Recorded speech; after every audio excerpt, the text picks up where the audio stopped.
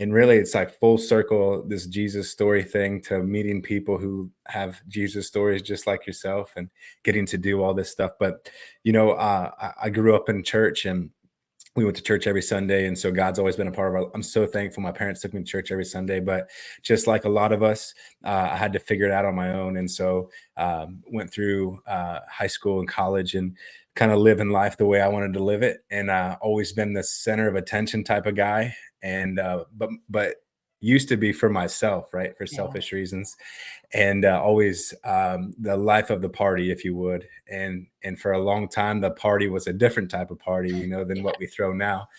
And so through college and things, I always being the center of attention, life of the party, captain of the college football team type thing, and all American athlete. Kind of always that on stage type of thing.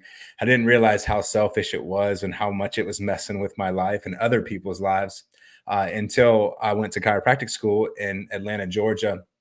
And all the sports were done, and all the, it was time to get serious. People weren't in the party life anymore. They were Yeah. becoming doctors, and starting their lives and getting married and having kids. And I wasn't there yet. And basically hit this rock bottom spot that unfortunately so many of us have to hit in our lives. And so got to a point where I didn't have anybody to be the life of the party for anymore. And I didn't have anybody looking at me as the center of attention. And I got to a point that said, man, what's this life all about? And thankfully, there were some people that came into my life at that point who said, hey, man, you should come to this businessmen's meeting. And they're really successful businessmen in Atlanta, Georgia. They make a lot of money. They drive nice cars. Do you want to come? And I said, yeah, I need to be there because I want to be successful like that. And so they invited me at 6:30 in the morning on a Thursday morning to this businessmen's meeting. And I promise this has to do with what the question you just asked me. But it was a Bible study. They didn't tell me it was a Bible study. And these dudes did drive like very nice cars, Lexuses. One had a Rolls Royce. I mean, these guys wore business suits. And I was a first year chiropractic student thinking, man, yeah, I want to be like that. And here they were talking about this Jesus guy, and not just like I go to church on Sundays, man. They were talking about how Jesus changed their life and how their whole life revolved around that, blah, blah. And I thought, man, I don't know who these guys are, but they make a lot of money, so I can hang around them. And you know how it is. You start hanging around people like that, they start to rub off on you. And so these same guys asked me to come to, they said, hey, you want to come to a free concert on a Tuesday night? And I said, I love music, always did. Music's always been a big part of my life. So they invited me to a concert, free concert. I went, and it was a worship night. And I'd never really been to a worship night like that. I'd only heard, maybe a couple of hymns sung on Sundays or something like that. I wasn't into Jesus music, but it was a worship night. And I made the comment to these guys at that worship night. I said, man, if church was like this, I'd go every Sunday, because I hadn't been going to church in many years, that I didn't really have a use for that anymore.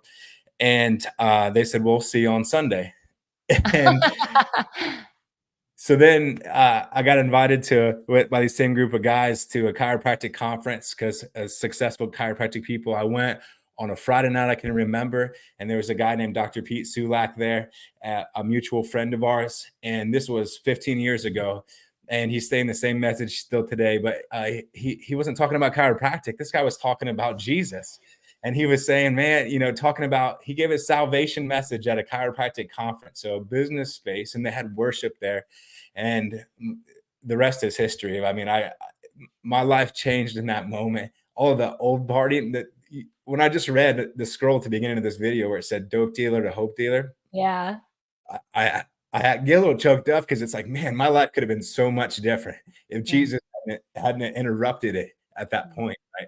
And if somebody like, the people who invited me to those places and Dr. Pete weren't messengers, right? Weren't saying it loud and proud, my life could be completely different. And I wouldn't be wearing a hat like this today, Yeah. But So Jesus good. interrupted my life like that, and the rest literally is history. Like radically transformed, threw all the party stuff out of my life, and said, we're going after Jesus. And then that's how worship became such a big part of it, because it changed my life in that way. That free concert, and the ways that God used those things to interrupt my life. That's how we do it now, and the ways we practice.